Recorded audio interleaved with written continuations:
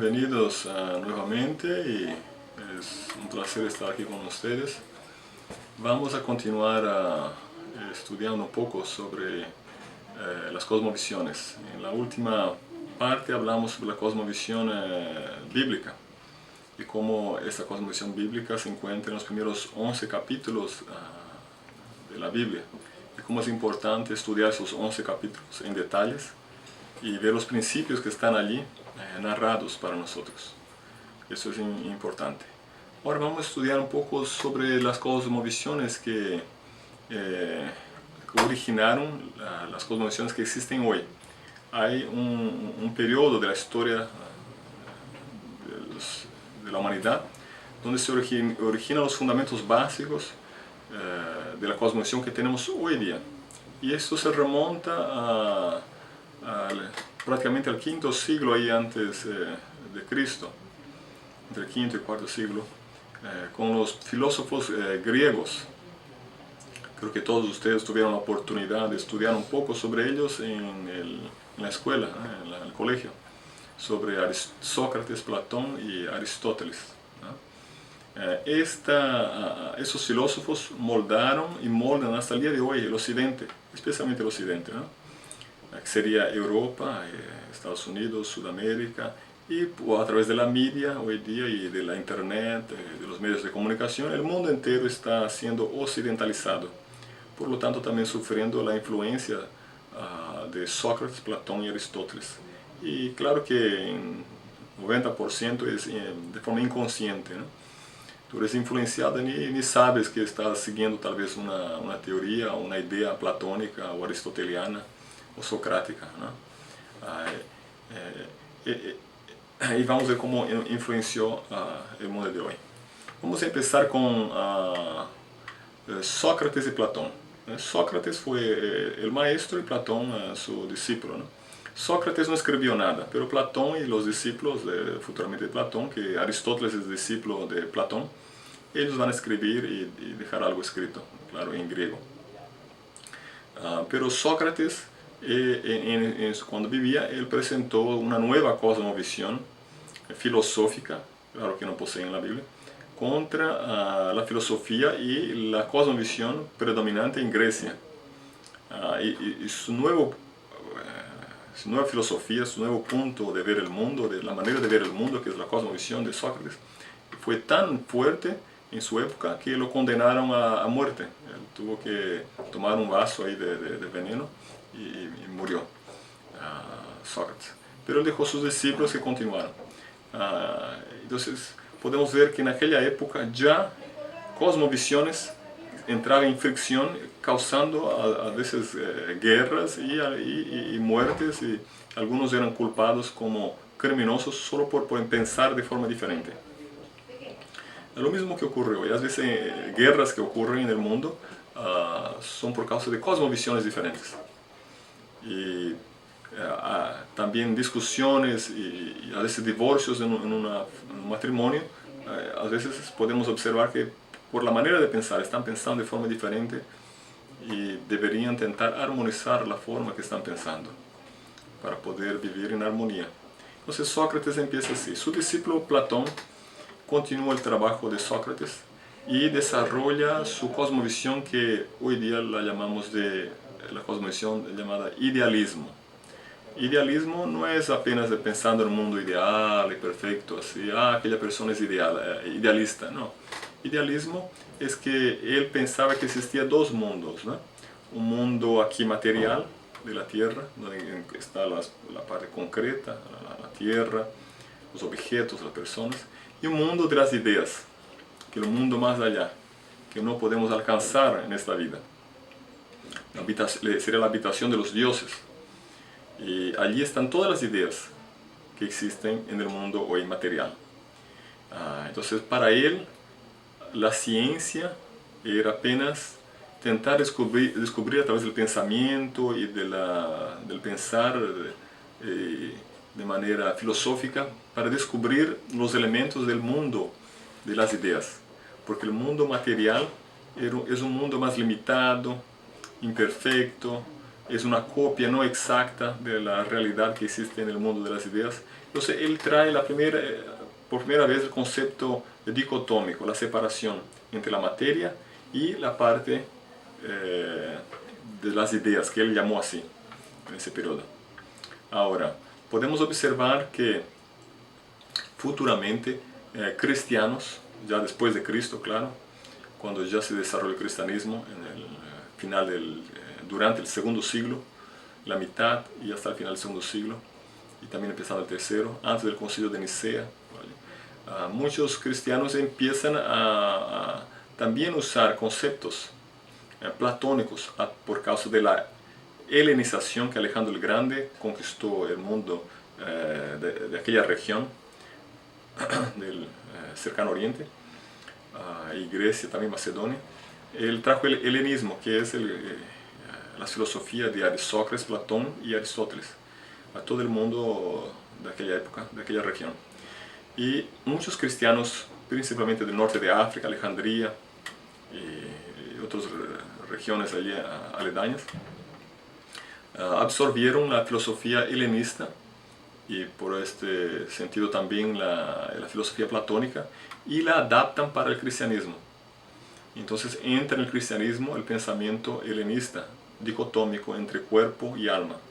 Ahí surge la inmortalidad del alma, la interpretación bíblica a través de la hermenéutica filosófica griega, dicotómica, platonista, de que la materia es imperfecta, mala, corrupta, hay pecado, y el alma que puede tornarse pura, limpia y no se podría tocar y separado.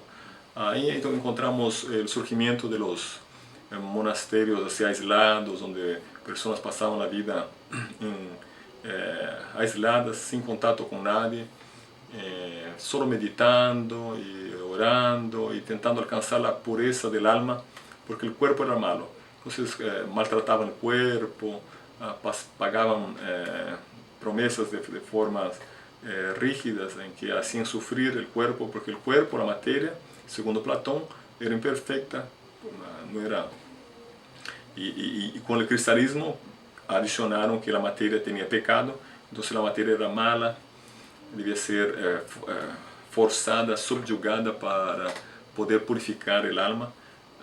Entonces todo eso surgió la teología platónica, que va a moldar el cristianismo de toda la Edad Media, por todo hasta 1798.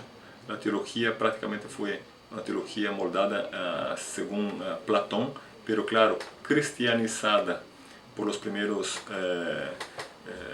teólogos de los cristianos, claro, que dejaron de estudiar la Biblia para estudiar la filosofía griega, ¿no? Entonces Platón, su contribución fue esto, fue la cosmovisión llamada idealismo, ¿no? Que daba más valor al mundo de las ideas, de lo sublime, y que la materia aquí es imperfecta y como resultado mala. Cuando Platón muere, él deja a su discípulo Aristóteles. Aristóteles, su cosmovisión es llamada de realismo, ¿eh? Su filosofía es realista y su cosmovisión también es realismo. Él era más, fue el primer, podemos decir así, científico dentro de la historia humana, porque él ya era, como era discípulo de Platón, él también aceptaba esa dicotomía que existía, el mundo de la materia, el mundo de las ideas, pero él decía así, el mundo de las ideas no podemos observar ni estudiar, porque está más allá, fuera de nuestro alcance. Solo tenemos aquí la materia. Por lo tanto, él decía, tenemos que estudiar la materia, es la única cosa que tenemos. Y él fue el primero a estudiar los animales, las plantas, él era un zoólogo, un botánico, conocía la medicina, claro, dentro del conocimiento de la época, ¿no? También la filosofía y otras ciencias también que Aristóteles fue capaz de desarrollar en su época y descubrir a través de la observación empírica de la naturaleza y de las cosas. Y Aristóteles, vamos a observar que él molda la ciencia a través de la observación empírica de objetos y cosas, de los eventos, de la causa y efecto. Entonces él molda, claro, de Tomás de Aquino y adelante, que sería después del 1250, con los neoescolásticos, va a moldar la ciencia ya medieval. Entonces podemos decir que la teología durante toda la Edad Media fue platónica y que la ciencia, después de Tomás de Aquino y de los neoescolásticos, fue aristoteliana. Entonces los dos, al final de la Edad Media, estaban en armonía, ¿no? Platón y Aristóteles. Pero cada uno ponía hasta dónde el otro podía llegar de esta filosofía, que moldaron el teísmo medieval. Por lo tanto, el teísmo de la iglesia dominante medieval no era bíblica, pero sí era platónica aristoteliana, hasta que vino el iluminismo francés y después la Revolución Francesa. Entonces podemos ver estos dos hombres del pasado que moldaron a toda la Edad Media y que continúa hasta nuestros días. La ciencia moderna tiene también principios aristotelianos y la propia filosofía y la cosmovisión religiosa y también popular, podemos así decir, tiene mucho del idealismo platónico de esos dos filósofos. Durante el inicio también de la Edad Media, un poquito antes, claro, también, encontramos el estoicismo y epicurismo. Yo quiero presentar otras cosmovisiones que existieron, paralela, un poco después de Platón y Aristóteles, pero que existían. Recuerden que a pesar que la Edad Media fue teísta, antes, durante el primer siglo, hasta a través del Concilio de Nicea 324, allí, un poquito después, existieron varias otras formas de pensar que fueron moldando grupos religiosos y grupos también de sectas y de filósofos. Como existen hoy también varias formas de pensar, hasta que se unen todas y forma el teísmo medieval. El estoicismo, establecido por Zeno de Citium, él creía en el determinismo. Todo está predeterminado. Una persona sabia hace todo lo que puede dentro de lo que se puede cambiar. Por lo tanto, conocer es el camino para una vida virtuosa. Entonces, para el estoicismo, todo ya fue predeterminado. No hay nada que podemos cambiar. La única cosa que podemos hacer es cambiar lo mínimo que se puede cambiar, porque el destino ya está allí. Y la otra forma de pensar era el epicureísmo. El fundador es de Epicuro. Él basó su idea sobre el hedonismo. Esta es la idea de que solamente el placer es el único objetivo de la vida buena. Buenos placeres son moderados y calmos. Mucho placer puede causar dolor. Los más grandes placeres son salud física y paz mental. Esas dos son libres de dolor. Entonces el epicureísmo era solamente el placer. Esto hasta el día de hoy se usa mucho en la industria de entretenimiento, trayendo un placer a través de la violencia y de la tal vez pornografía y otros placeres que si es demasiado se torna negativo, ¿eh? Pero si es poquitito, ese es bueno porque mantiene la adrenalina. Entonces hasta el día de hoy se usa mucho el epicureísmo dentro de la industria de entretenimiento, ¿no? Después encontramos otra manera de pensar llamada escepticismo, establecida por Pirro de Elis, ¿no? En un lugar llamado así. Él creía que no se puede conocer nada. Nuestros sentidos nos traicionan y nos engañan, y no podemos confiar en ellos. Por lo tanto, todo conocimiento son falsos.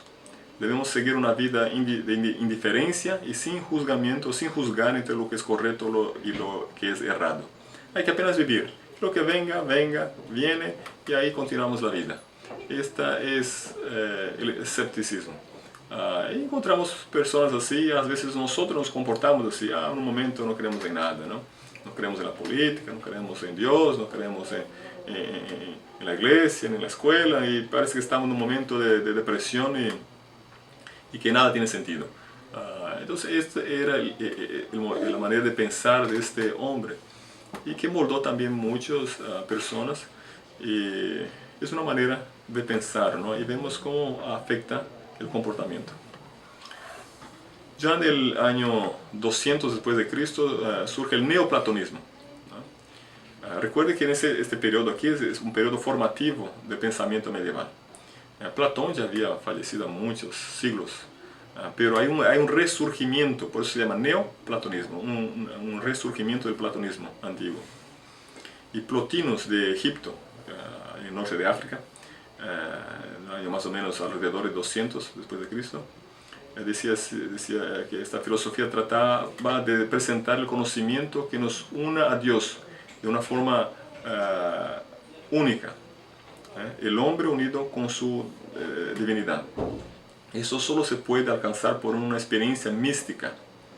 Esta fue la puente entre el paganismo y el cristianismo. Recuerde que Platón creía en el mundo de las ideas, un mundo dicotómico, ¿no?, entre la materia y las ideas. Y Plotinus quería unir los dos. ¿Cómo podemos unir la materia con el mundo divino? Entonces él dijo que sería a través del misticismo, ¿eh? Esa fue la manera que él encontró. Y el neoplatonismo fue el puente ahora que une el paganismo con el cristianismo, a través del misticismo, las cosas, los poderes sobrenaturales, las fuerzas misteriosas. Esa decía que solo podemos conocer la verdad sobre Dios por medio de una fe mística y no por la razón. Entonces, a través de esta experiencia mística, uno puede unir la materia con el mundo de las ideas de Platón.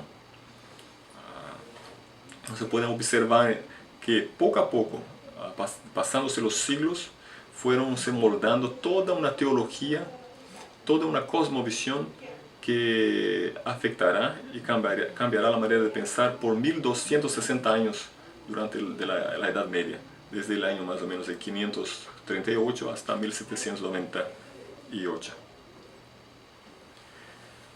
Ok, ahora entonces llegamos al teísmo medieval, ¿no? El teísmo bíblico, como ya presentamos del capítulo 1 al 11 de la Biblia, es el correcto, el teísmo bíblico. Pero ahora el teísmo filosófico, que encontramos, que es la cosmovisión medieval, tiene sus fundamentos platónicos y aristotelianos.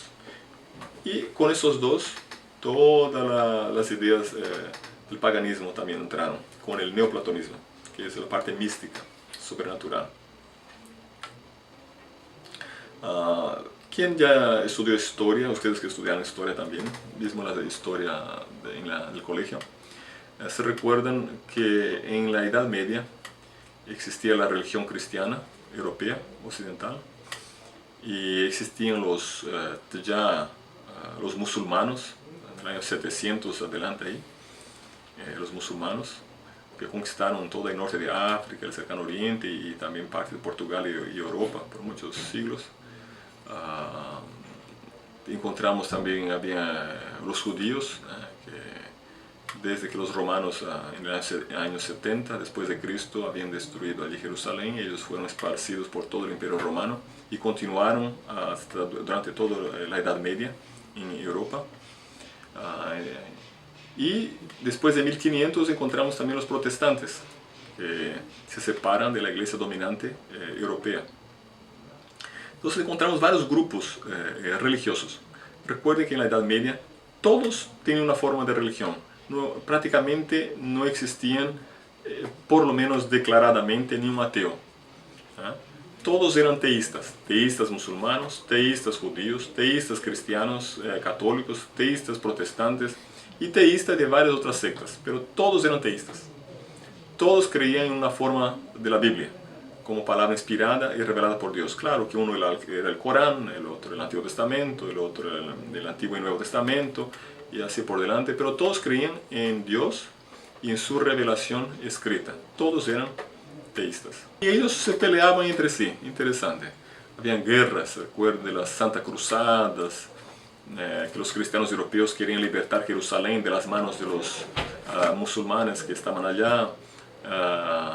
Había persecución contra los judíos en Europa, y muchos tenían que huir, la Santa Inquisición. Después había lucha entre protestantes y católicos, pero todos al final eran teístas. Nadie era prácticamente, podemos decir, ateos o decir que Dios no existía o así por adelante. Podemos ver un ejemplo de muchas personas que fueron muertas por cosas que hoy día parece broma, ¿no?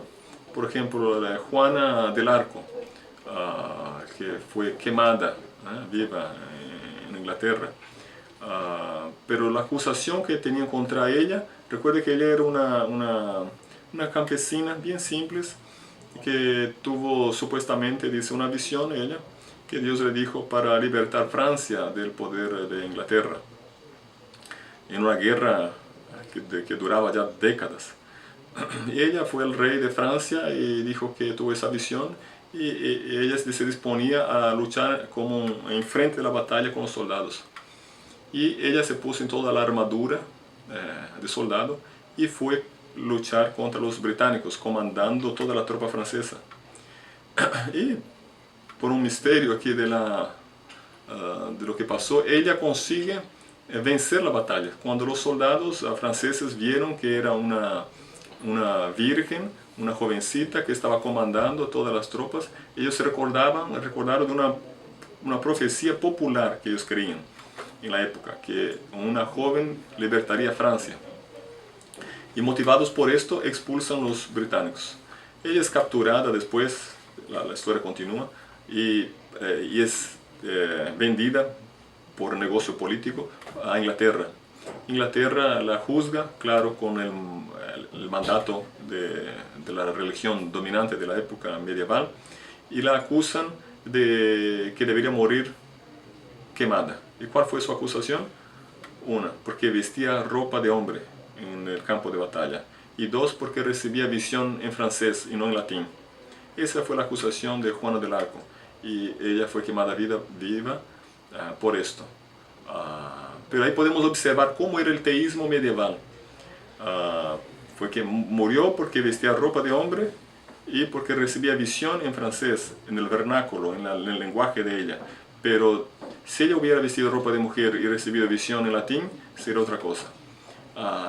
Quiero que tú observes aquí que lo que ellos seguían no era la Biblia, pero apenas ideas que habían sido colocadas en sus textos de libros teológicos a través de teólogos, desde el periodo pre-niceno hasta los padres de la iglesia, la tradición ya separada de la palabra de Dios. Entonces era un teísmo puramente filosófico que no tenía nada que ver con la palabra de Dios. Eran platónicos en su interpretación y aristotelianos también en su ciencia, pero los dos armonizados. Entonces vemos que fue una época difícil de practicar las creencias, ¿no? De una vida más de acuerdo con la palabra de Dios, porque la propia palabra de Dios fue mantenida escrita en latín durante ese periodo y pocos tenían acceso a la palabra de Dios en el vernáculo. Vernáculo sería la lengua de ellos, por ejemplo alemán o inglés o en francés, era prohibido. Según el teísmo medieval, era como si Dios hablara en latín y todo debería ser hecho en latín, las oraciones en latín, los cultos en latín. Entonces era un teísmo que fue usado prácticamente de forma tirana para subyugar y mantener los pueblos en la ignorancia. Entonces era un instrumento político de poder, el teísmo medieval. Y esto hará con que futuramente los escolásticos y neoescolásticos empiecen a usar la razón, y después los iluministas, usando la razón humana, van a rebelarse contra la tiranía del teísmo medieval. Futuramente. Ok, ya por alrededor de 1050, 1350, ya estamos ya en plena Edad Media, surgen estos escolásticos, el escolasticismo y el neoescolasticismo. Estos se originaron con las órdenes monásticas, los monasterios. Estos no procuraban nuevas verdades, mas buscaban probar las verdades ya establecidas por el proceso racional. La esencia de esta visión o cosmovisión es el racionalismo. El neoescolasticismo da una énfasis mayor en la razón humana. Claro, ellos dan una énfasis en la razón, pero no separada todavía del teísmo medieval. Entonces ellos trataban de usar la razón para poder explicar lo que la iglesia dominante de la Edad Media había establecido como verdad. Entonces intentaba usar la razón para explicar por qué la Tierra era plana, por ejemplo, no redonda. Recuerden de Galileo Galilei, después hasta fue perseguido porque decía que la Tierra era redonda. Pero muchos intentaban explicar, intentar de alguna forma mostrar que la iglesia estaba correcta en decir que era plana. Y ahí fueron descubriendo que había problemas, ¿no? Porque si usaban la razón descubrían que estaba errado, ¿no? San Agustín, bien antes, siglos antes, ¿no? Cerca del el cuarto siglo ya después de Cristo, ya había establecido de forma bien clara y firme el platonismo, una teología platónica dentro del cristianismo, ¿no? Pero los escolásticos y neoescolasticismo, juntamente con Tomás de Aquino, tratan ahora de armonizar Platón con Aristóteles. Y de ahí por delante tenemos los dos. Entonces ahora puedes percibir el aristotelianismo, que era la filosofía y la cosmovisión del realismo, ya usa más la razón. Entonces empezaron a usar la razón humana desde 1050, 1100 hasta 1350, y allí va a surgir nuevos pensadores, personas que empezaron a pensar y vieron que la religión dominante europea era una religión, un teísmo que mantenía a las personas en la ignorancia. Entonces ellos empezaron a rebelarse contra esto, pero si rebelaban de manera abierta eran condenados a muerte, perseguidos. Entonces esos filósofos y científicos de la época empezaron a hacer de manera, podemos hasta decir secreto o escondido, poco a poco, hasta culminarse en el iluminismo francés, que dará al final, va a concluir con la Revolución Francesa. La guillotina, ahí ustedes conocen la historia de Francia, y la nobleza es asesinada, muchos mueren en la guillotina, y el papa de la época también después es exilado a una isla, y la religión es rechazada durante la Revolución Francesa, junto con los iluministas, con Voltaire, un gran pensador y filósofo francés. Decía que la religión no nos sirve para nada. Empezaron a quemar todos los escritos religiosos y la Biblia. Se quedaron con odio tremendo de la religión y de la palabra de Dios, porque esta, según ellos, fue el teísmo que mantuvo por más de 1260 años la ignorancia por toda Europa. Fue llamada la Edad Oscura, ¿no? Entonces el iluminismo trajo luz, supuestamente, entre comillas, para un mundo en ignorancia y ciegos por la teología medieval. Entonces podemos ver cómo se desarrolló el nuevo pensamiento moderno que vamos a ver en la próxima clase, basados en una rebelión o en una oposición a la ignorancia que existía en la edad medieval, forzados por la religión dominante de aquella época. Entonces nada surgió así de la noche para el día, pero tardaron siglos, pensadores, filósofos, científicos de la época, moldando una nueva forma de pensar para cambiar el teísmo filosófico que existía durante la edad medieval. Y que podamos entonces, al estudiar la historia y aprender las cosmovisiones, saber también que hoy día hay muchas fuerzas ideológicas y filosóficas que están moldando nuestra manera de pensar, y así cambian nuestra percepción del mundo y nuestra capacidad de escoger entre lo que es correcto y lo que es errado. Y eso vamos a ver entonces sobre el modernismo en la próxima clase.